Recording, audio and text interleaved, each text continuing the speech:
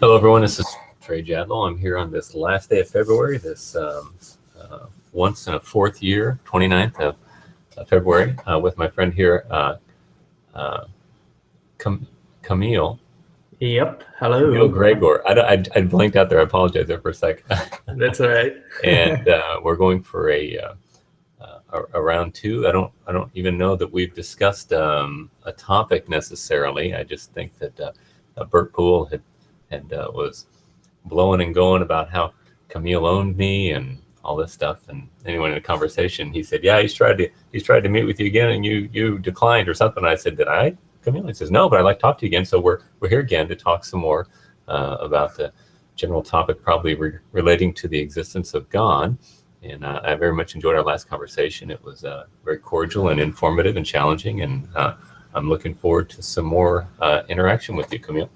Welcome. Yeah, was pretty awesome, wasn't it? By the way, my wife says hi. Oh, How, hi. how are you? I didn't know you were married. Oh, yeah, for like 2 years. Oh, well, congratulations. That's great. Thank You you. guys don't have any kids or anything, do you? I guess only 2 years. Probably in about a year or two, I think. Okay, good. Well, the greatest joy of life is that of having children. So if I can encourage you, go for it, man. It's such a delight. I've got 6 kids, and it's such a joy. I'm so happy to have Awesome. my 6 kids. Okay, so Awesome. what are we going to talk about, my friend? Yeah, so let's briefly go over about through what we talked last times. Let me just again screen share the. We talked about the eternal universe as an alternative to a self-existent deity, basically. Can you see the diagram? I can. Yes. Can you white box it? Yes. Hold on. Sure. Yeah. So again, this is the model of the eternal universe. It consists of an infinite number of internal states. It goes to infinity in both directions, to the past, to the future. There is the universe as a system, which is not acted upon by anything external.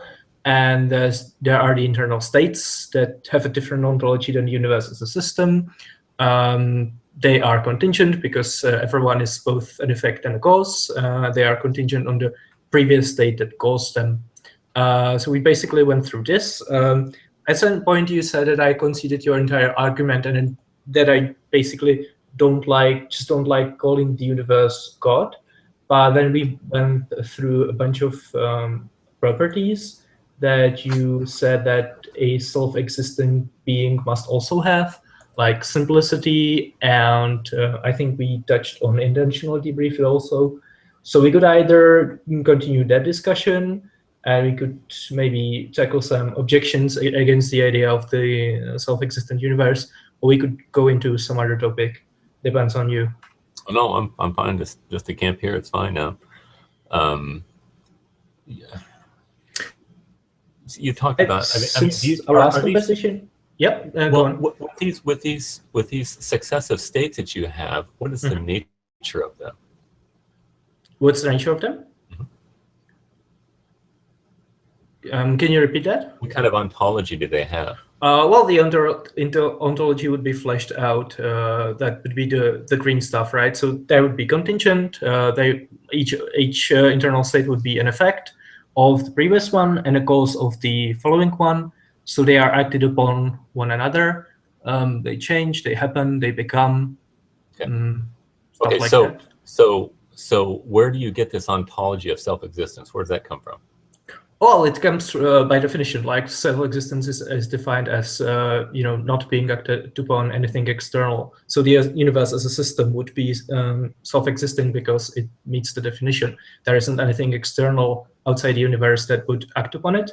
So it doesn't change. It always stays the same. It's still the universe. It hasn't changed into anything that wouldn't be the universe.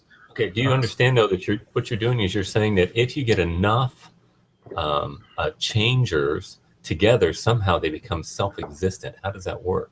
Well, I mean, it works the same way as, if you got enough single cellular cells, you get a multicellular body. No, that totally falls flat. This is what's funny. This is why I find it funny that Bert thought that this was a clever argument, because it's, and nothing against you, but so I'm not saying that a whole bunch of cells can make something what it is. Think about it. You're saying a whole bunch of happenings somehow make up that which does not happen. You're saying it's exact opposite properties, and it violates the law of identity. You can't, it doesn't take, I don't care how many millions of changing things you put together, they somehow, since they change, since they happen, they can't suddenly somehow never have happened. You see that? So we would say that the universe as a system has changed? I would say the universe as a system cannot be both self-existent and contingent in the same relationship, and that's what you're positing. It's not possible. No, actually, You've got to have different ontologies. Yeah, I'm positing that the universe as a system is only self-existing. It's not contingent. Well, so am I. But I'm making an ontological distinction between the creator and the creation, and that's what parsimony and logical coherence requires. But you're skipping that. You're saying, oh, they're both something they are and something they are not at the same time in the same relationship. It violates the law of identity. No, I wouldn't say they are the self-existent and non-contingent in the same way in the same relationship. They are, the universe as a system is self-existent and the internal states are contingent. Well, just because you posit them as such, though. But if you look at their ontologies, it's the same ontology. And you're saying, if I have a whole bunch of them together, somehow it equals that which never was born. How does that work? Well, I'm not saying that it equals to that which has never been born. I'm just saying that it equals to something that has never been acted upon by anything external, which is true. I mean, like in the model, there isn't anything outside the universe that would act on it. That makes universe self-existent. But the ontology of it itself is necessarily change, right? Oh, the ontology of the internal states, but the ontology of the system isn't. It's still the universe. It hasn't changed. Yeah, you're just violating the law of identity and your special pleading here. But listen, so here's the deal. This is what we were talking, Fox had mentioned, and you guys were talking about, I misused the instrumental cause. This is the whole point of the instrumental cause. You've got, it's a subcategory of efficient cause, right? An instrumental cause would be a causal agent, but it's not one that is teleological or purposive. It's necessarily an instrument. We use the example of the painter painting a painting. His palette and brush might be the instruments that you're using to make the and so there's a causal relationship, and all these causal relationships that you're talking about are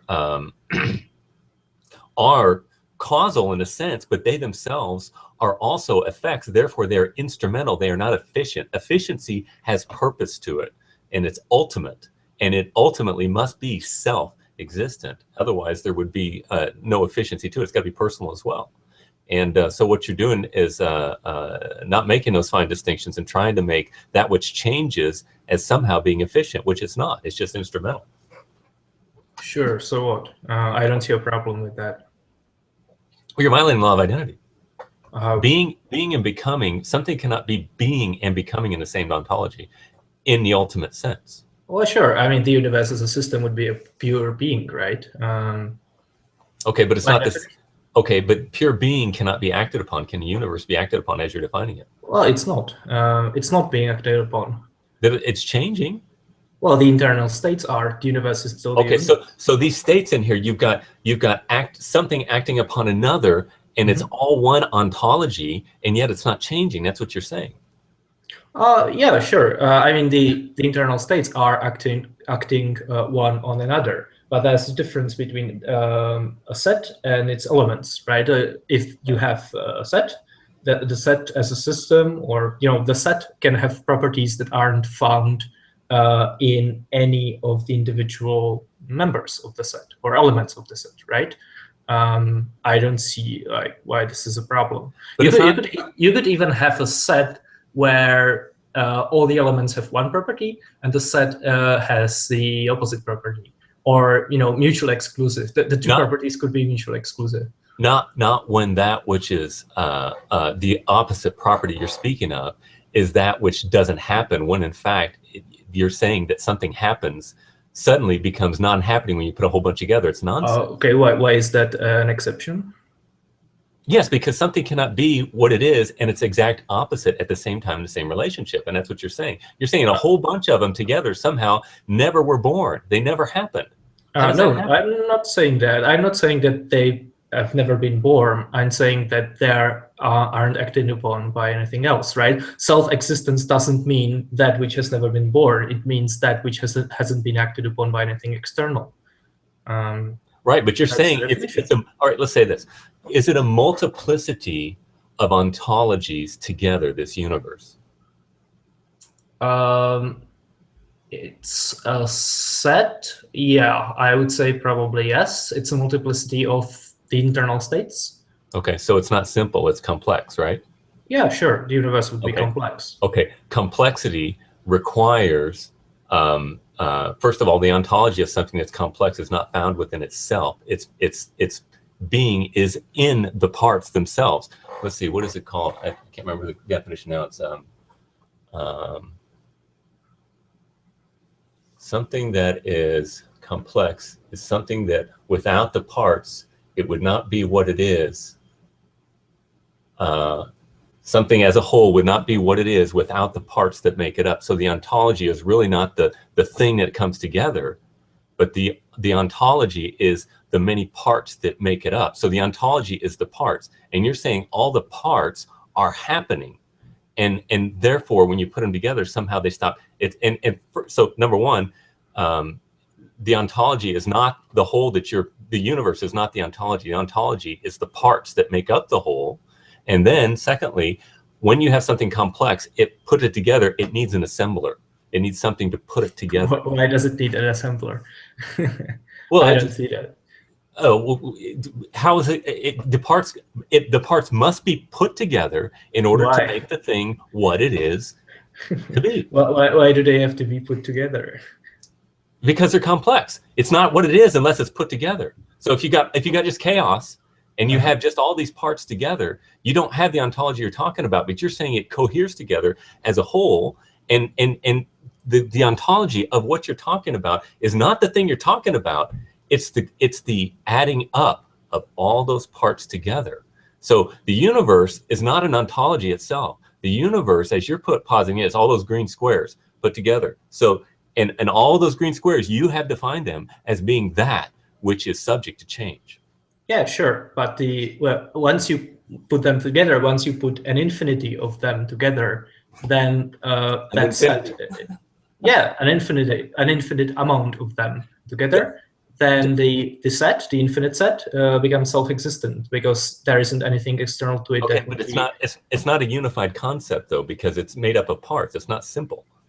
It can't be self-existent. Self-existence cannot be made up of parts because then you're making self-existence contingent on being simple. It's a necessary property. It's not contingent on simple. Well, simple is not somebody's name. Simple is just a description of its ontology. So if you say that simplicity is necessary for self-existence, then you're making self-existence contingent on simplicity. If you're saying there can never be something that's not acted upon by anything external and complex, then you're saying that that simplicity is that self-existence is contingent on simplicity. No, I'm saying simplicity is a necessarily definitional feature of that which is self-existent. It's not saying I'm not saying there's some ontology of simplicity that puts all the parts together, but it's or something that's dependent upon. I'm not saying it's an ontology. I'm saying it's a description of the ontology necessarily of self-existence. Right, I understand. So basically, your definition of self-existence has at least two components. What first would be not being acted upon by anything external, and second would be being simple. That would be like two definitional attributes of self-existence, right? Well, I wouldn't say they're attributes. They're descriptions that necessarily apply to it. Okay, well, then I'm using a different definition of self-existence than you.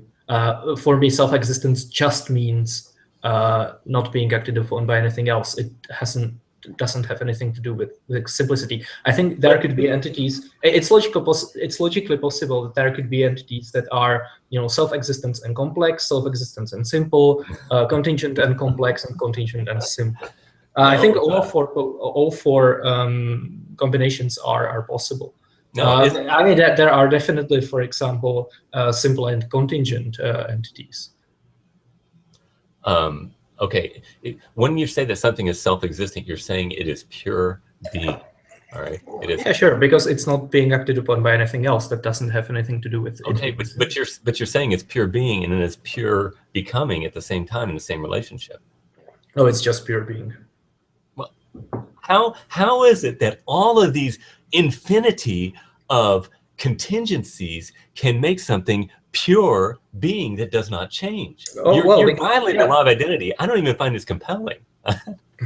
Well, as I've explained before, the property of self-existence doesn't arise from the contingency of the parts. It arises by definition by the fact that the universe as a system isn't acted upon by anything external. Okay, the fact that it has parts that are contingent has nothing to do with it. Like, these two things are completely separate. You are under the idea that if something has parts and all the parts have some property, that the whole cannot have the opposite property. But that's just not true. I've gave you several examples of this. Like, your body, for example, is such an example, right? Like, all of your cells are singular, but your body as a whole is multicellular.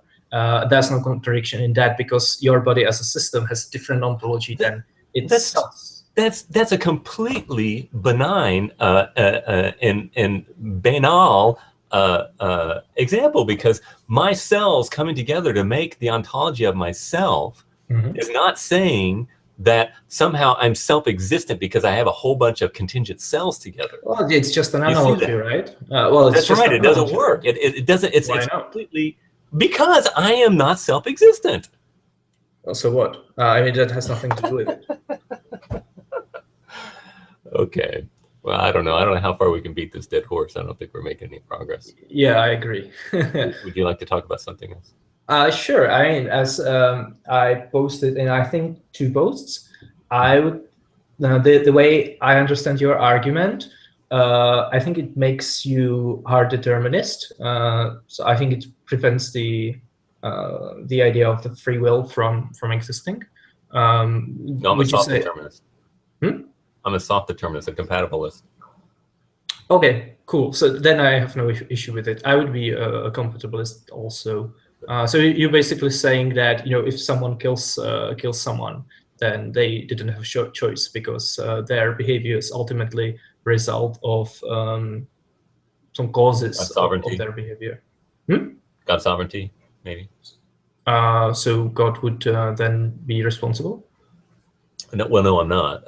Compatibilism states that there is a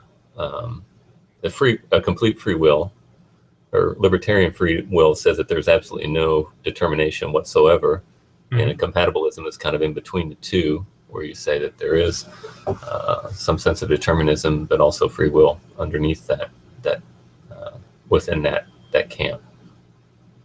Sure. So again, like if there's a murder, who's responsible? Because it can't be the murderer, right? Because he's just acting out causes of his behavior that are ultimately outside his control.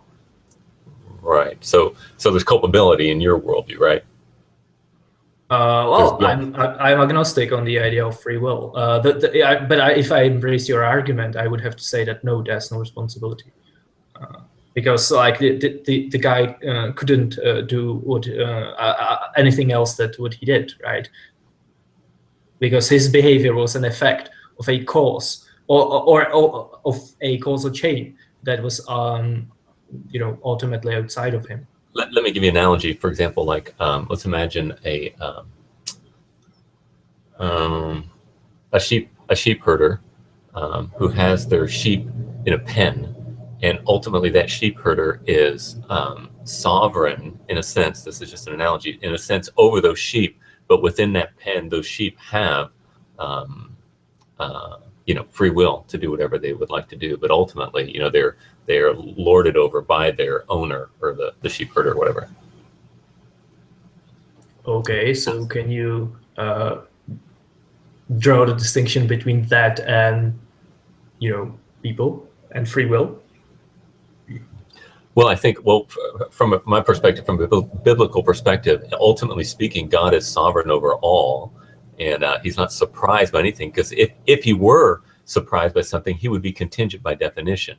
He must be the perfection of all of his attributes, and that includes knowledge and power, and he's not learning, he's not affected, properly speaking. However, that's not something that we can understand with. If we're going to have any touch point with God to be able to communicate with him in any way, he must accommodate his language in a way that makes for the reality of becoming. In other words, he's got to use language, and he's got to use anthropomorphism, so that we can have a relationship with him, because pure being cannot be communicated. So he's got to communicate himself in such a way, in a communicable way, and that's by way of phenomenological, anthropomorphic language that accommodates for the reality of becoming existence. So let's go back to your metaphor of the sheep. So if your worldview is correct, or what follows logically from your argument is that if a sheep kills another sheep, it wouldn't be responsible, because the act of killing would be a cause, would be a result or an effect of a series of causes that are ultimately outside the sheep's control, right? Well, the sheep has volition, right? Well, not in your argument. Yes, it does. In my argument, he does have volition. He's not a robot. Well, it exactly be like people, both people and animals, if your argument is valid or sound, rather, would be robots. I mean, we would be our behavior would be just a final effect of a series of causes that we have no control over, right? No, that's not what I said. Well, that I know. That's just what follows from your argument. No, it doesn't follow from my argument. Because, the choices that we make are contingent, right? So they are effects of a series of causes, inescapably. So, what we will do in our lives, if your argument is sound, has already been determined, basically. From the perspective of aseity, yes. But that's not something that we can understand, and we are living. What? It has nothing to do with it. Like, the fact that you can't understand it doesn't mean that you're not just acting out some causes that has been set like thousands and thousands of years ago, right? We would exactly be just robots, like acting out effects of prior causes, because our behavior and the choices that we make would be contingent. Right? If you want to posit free will, you need to posit a will that's free from causation. Otherwise, you're just a robot.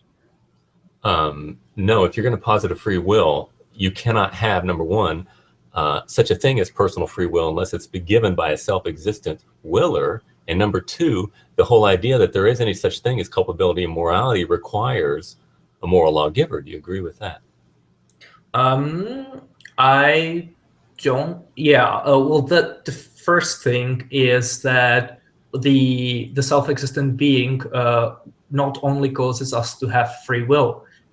If your argument is sound, it also causes us to make the choices that we make, right? Like the entirety of our behavior would be predetermined by prior causes, not just the fact that we do have will, but also the way how we exercise it, the specific choices that we make. Not only the fact that we make choices would be predetermined by prior causes, because that is also contingent. Not only the fact that we choose, but also how we choose is contingent, right? So if your arguments sound, again, we would be just robots, because our behavior in its totality would be predetermined. Okay, so I'm trying to understand what your perspective is. Then you're saying that you're compatibilist and we have some kind of free will, or we're just determined? No, I'm just agnostic on it, frankly. I don't think the universe. So what do you think about axe murders?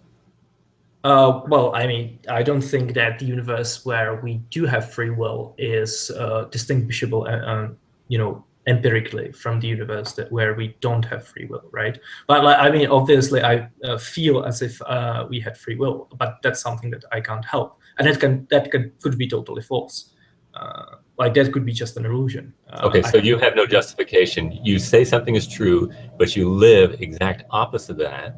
And no, I'm not saying either way. I just. What do you think of axe murders? What about it? What do you think about them? Well, what's your specific question? It's a bit too broad. I'm sorry, it's a bit too broad. What do you think about axe murderers living next door to you? Again, what about them? Well, what do you think about that? Are you happy to have them? Indifferent, or whatever? So if I knew, so the situation is like what I would do, or how I would feel if I knew that there's an axe murderer living next door. Is that the question? Like, yeah, I don't like them. I don't like them myself. I'm having to vote laws and to say that it's against the law to murder people with axes. Yeah, and if there is free will, if we are actually free from causality to make the choices that we make, that would be a free decision. But if determinism is true, as it follows from your argument, then I have no choice to feel the way I feel. No, determinism, actually, there is no such thing as any free will whatsoever unless there's a self-existent determiner. Okay. Well, if there is none of the views make any sense except for mine. If there is an self-existing determiner, then we don't have free will, because he determines how we are going to behave, right? We can only have free will if we are free from causality. Otherwise, we're just robots. You understand there's no contingent willer whatsoever unless there's a self-existent willer, right? Oh yeah, sure. Okay. And if there's a self-existing willer, I mean, we are not self-existent willers, right? Okay, well then you just said yes to my exact proposition, and then you're going to give a definition the exact opposite of that. No, I mean, if there's a self-existent willer, then we are not it. It must be something external to us. That's right. And we cannot be a contingent willer without a self-existent willer, right? No, I don't really see how that follows. All right, contingent just means dependent upon that which gives it existence. Whatever it is that we are dependent upon, we would not be if it were not for that. That's what the word contingent means. Oh yeah, sure. So since we're contingent willers, there must be a self-existent willer, otherwise we would not be. Really? So everything that's green must have a cause that's also green. Is it what you're saying? It's called the genetic fallacy. I am saying that if I don't understand how it's a genetic fallacy. If everything, if we are actual true willers, contingent will cannot be unintended. Do you agree with that? Oh, so unintentionality can intend intention before it exists. Unintentionality doesn't intend. Okay, then where did intention come from if contingency makes itself? Well, do you think that the only way how things can come about is through intentionality? I am saying that I'm saying that intentionality must be a product of self-existent intention, because unintentionality cannot intend intentionality before it exists. So what if intentionality wasn't intended? How would you do that? How would you logically figure that out without violating the law of identity? Well, the same way how green things can be caused by things that aren't green, right? Like if you mix yellow and blue, you get green out of non-green. In the same way, you could get intentionality out of non-intentionality. This is what you do. You're shifting. You're using a red herring to just like you did with the other one. You're saying a whole bunch of contingencies can make health self-existent. We're talking about a positive property and its opposite. All right. We're talking about, we got will, and we're saying will cannot be brought about by and I can't say accident, but by unintentionality, because unintentionality is by definition not intention. Okay. We're not talking about mixing blue and yellow together to make green. We're talking about something that is the negation of something giving rise to its opposite, that it's a property it does not have. Yeah, I mean, there are things that have unintentional causes, right? Like, for example, if two asteroids collide in a different galaxy, there isn't any first order intentional cause. Either there is something like an alien spaceship making them smash together. Would you agree with that? I'm sorry, you lost me there. Could you repeat that? So I mean, not everything that happens needs to have an intentional first order cause, right? So if two asteroids collide in deep space, there isn't any first order intentional cause. It's just something that happened. Okay, well, there is again, this is the difference between instrumental and efficient cause. Yeah, exactly. I mean, what I'm saying is that intentionality, it could be the case that there isn't any efficient cause for intentionality, right? Because not everything needs to have all the four efficiency causes. By definition is intentional. Yeah, I know. So what?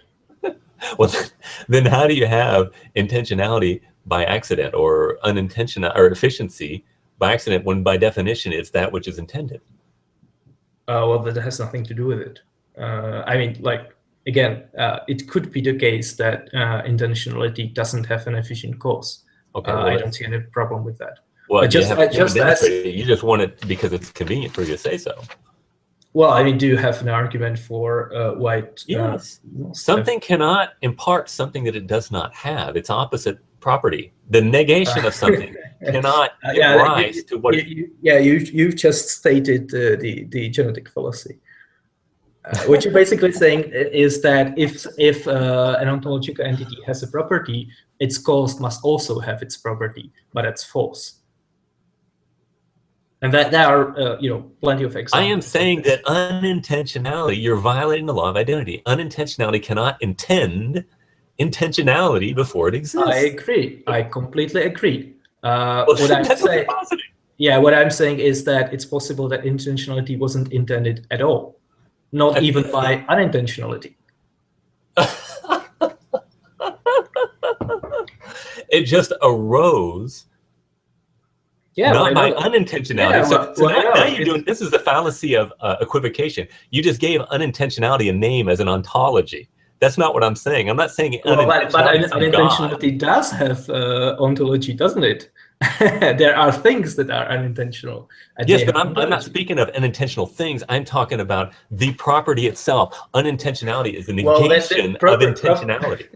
Properties themselves don't cause anything. Things that have properties cause other things, right? So there could have been something that had the property of unintentionality that was a cause of intentionality. Oh, so you're saying only physicality has ontology? No, not at all. Okay, then what do you were saying that only things have properties. What is a thing to you?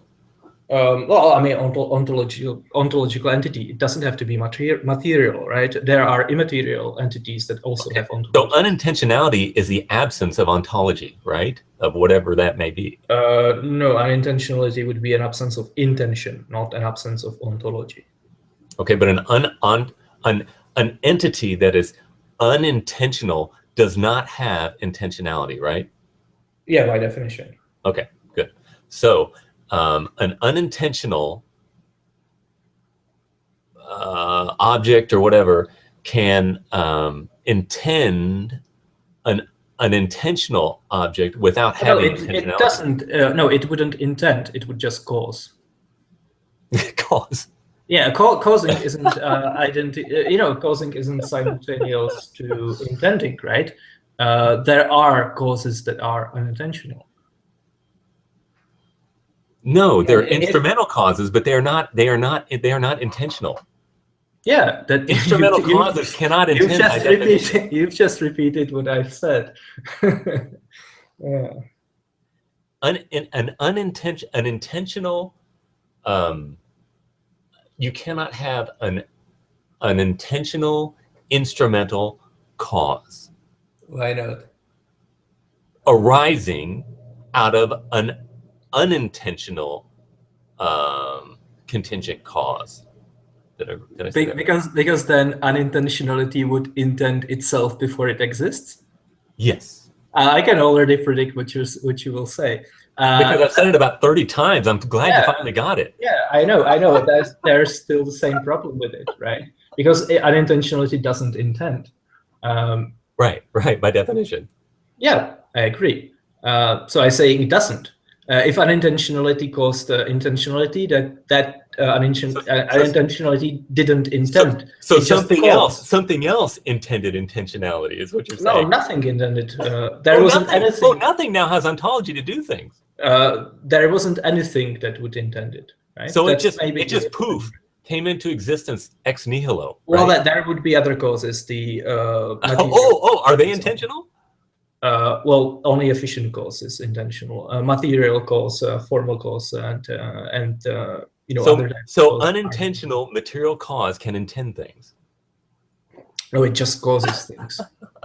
Some of those things could be intentional, but it's just a cause. It isn't an intention. Okay. Right? All right. What's the next? Let's move on. We're not coming to any consensus here at all.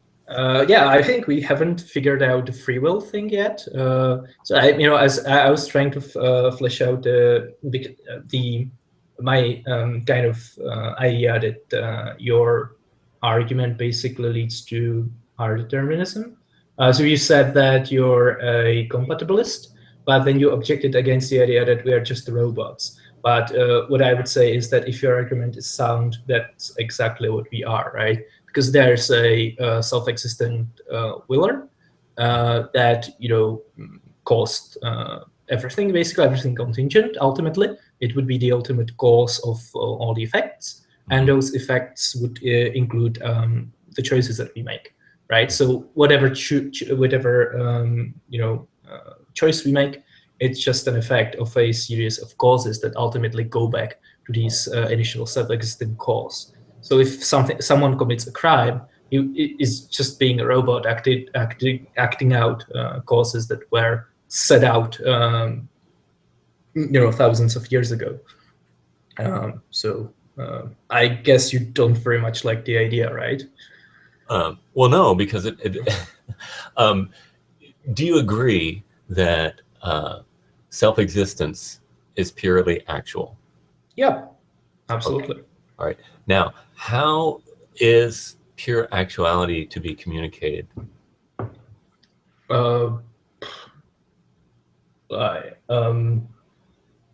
Is this going to be the analogical language get out of jail free card? Well, I want you to tell me how it is that you can communicate. Okay, I'm going to say what you're about to say. It must be communicated through analogical language, and we can't really understand it. It's a mystery. Let's move on. No, I'm asking you. You've conceded the fact of necessary being. Let's see how you. I've just gave you the answer. Oh, so you agree with me? No, I'm just saying that this is something that you're going to do. So you don't have an answer? Hmm? You don't have an answer?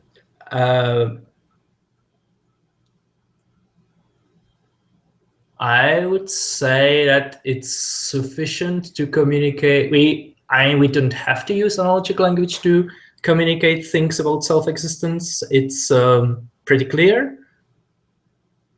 Okay, so you're talking about you can talk about pure being simply without predicating about it. Well, it has a definition. It's coherent. Oh, well, you just predicated about it.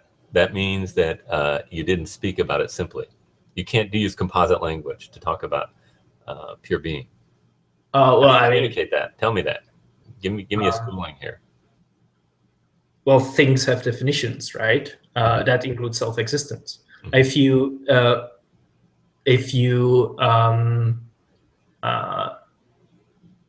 prohibit basically defining self-existence, then you just can't communicate it, period, not even using an analogical language, right? Because even analogical language would predict on self-existence. Yes. So you just shut down conversation about self-existence completely, or you're just making the use of analogical language unnecessary. Okay, good. So it's either analogical language or it's nothing, right? No, it's either nothing or not analogical language. So nothing or nothing then? No. No, I mean, it's either nothing or non-analogical language. You mean univocal language? Well, could be. Okay. Well, how do you How do you share that which is pure being without it becoming? Well, you just define it and then talk about it based on the definition. I don't see what's the problem with that. Well, you're not talking about it simply. You're So- predicating. You're using analogical language. No, I'm not. You hate it. You have to. I mean, there's no other way, my friend. You got to. Why? Because otherwise there's no way to talk about it. We've got to talk within the realm in which we reside. We can logically deduce that there must be a realm of pure actuality, sure. Mm-hmm. But to actually predicate about it, every statement we make, we predicate about something. It's a composite. It's a complex statement. We can't even think a simple thought because of the beings that we are. In other words, let's talk about it. Well, we're becoming, we're learning, we're going through stuff. It's not even possible to talk about such a thing as beings as us without using analogical language. We can't do it properly. We have to do it improperly. All right. Okay, I could grant you that. Okay. Yeah, that's probably another thing that we won't agree, because like I think that my idea about how concepts come about and what's the relationship between concepts and definition is fundamentally different than yours. So we were talking about free will. Mm-hmm. So what was your objection? Okay, well, I'm saying if we're going to talk about free will, we've got to talk about two worlds. We've got to talk about the analogical world, and we got to talk about the proper world and the improper world. And the improper world necessarily must mean that necessary being is not learning anything or is not contingent upon anything. And the world in which we live cannot have pure actuality. So there's got to be analogical language, and there can be culpability, but it's not something that we can understand from the perspective of aseity. We've got to use analogical language. So are you a robot or not? No, we Why are not? culpable but ultimately there must be some sense in which we are determined. That's why I'm soft determinist. Got to have both. And they're different. They're different relationships. They're not the same thing. They're different from different perspectives, right, different relationships. Okay, so if you're a robot in at least one sense, then free will is dead, right? The idea of the free will is dead. No, it's not dead. It's very much alive, I would say it's not something you can understand. Yeah, I would say it's sufficient if you all I need you to do is to admit that at least in some sense our behavior is predetermined. Absolutely. You could say there's this whole other thing that we can't understand, where we kind of sort of have free will, but that's redundant. Yourself, it's pretty much unescapable, right? Like we are contingent beings. Our choices are contingent entities, ontological entities, and so they are just effects of prior causes, and that's it. Yes, but there is an element of efficiency with us in a contingent sense. And where does it came from? And so if you're going to take your view, you need to be consistent with that and not get mad when somebody steals your wallet. So where does it came from?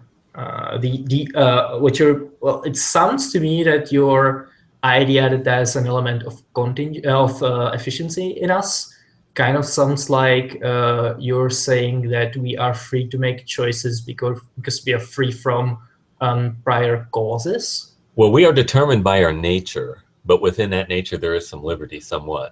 For example, I think where does that liberty come from? Is it? I mean, the liberty. Does it mean that we are free from prior causes?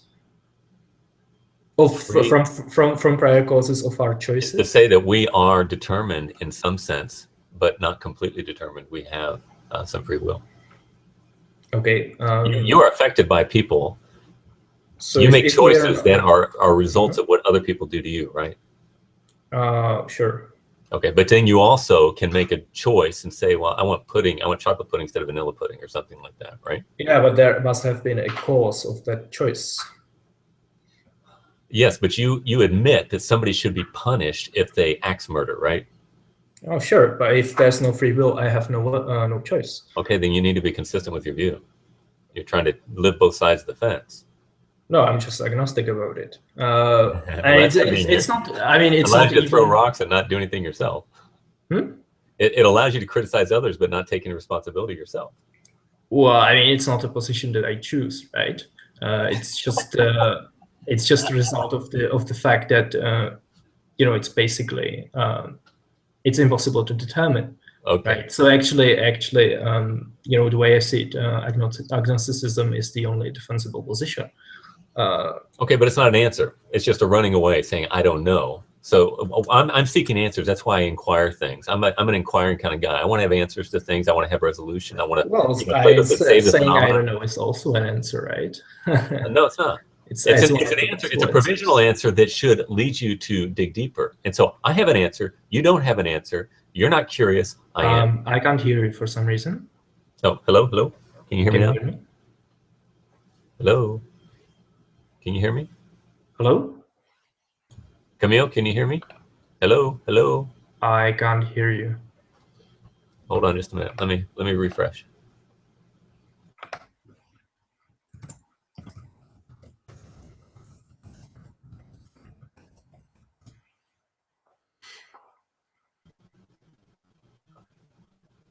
Can you hear me now? Can you hear me, Kamil? Can you hear me? Yep, still nothing. If you can hear me, type it into the chat. I can hear it. I don't know if the problem is on my end or not. Yeah, now I can hear you. Okay, can you hear me? Good. Yeah. Yeah. Okay. Sorry. Well, anyway, Kamil, I need to leave. I didn't get my work done that I needed to get done today. I've got a ton of work. I'm going to be here late tonight. That's all right. I wanted to talk with you because we had made the appointment, and I want to talk to you. I very much enjoy engaging you. Well, likewise. I think the conversation is very efficient. We move through things quickly, and it seems that regardless of the topic we choose, we very quickly get to an impasse that's just impossible to bridge. But I think we're communicating, don't you? Yeah. I don't like when people are condescending, and I think that, some of the other people that have talked to you, are just busy, telling you that you're stupid, that your arguments don't make any sense. I'm not necessarily saying that I don't think that, but I just don't feel the need to tell you. That's what makes a pleasant conversation, I think. Well, yeah, I think we can disagree vigorously, but we can still be charitable to each other and have respect. But I respect you as a person who is thoughtfully thinking about these things and is interacting in a level. There are some people I interact with, and not many, but they're very ignorant people, and I don't tell them that on the screen. But it's like you're just like, oh, I wish this person would, not interact if they're just going to be about. I feel like some people just want to be liked by the community, and so they treat me badly so that they can be liked. And you're not doing that, and so I appreciate that. Yeah, I mean, for all the internet drama that goes around, I just feel the need to tell you that obviously I would defend your right to hold the opinions that you hold, although I disagree with them. Yes, so. I appreciate that. Me too, totally. So I'm a big free speech guy, and I'm disturbed by some of the movements we see in our society now, where there's some squelching of free speech and. Totally. Like we could have a separate hangout about that at some point, where we would just completely agree all the way, probably. Yeah. Okay. Well, anyway, I'll let you go with that. And it was nice to meet your wife, and nice to talk to you again. And I'm sure we'll talk again. Yep. Have a nice day. Okay. We'll see you. Bye. Bye.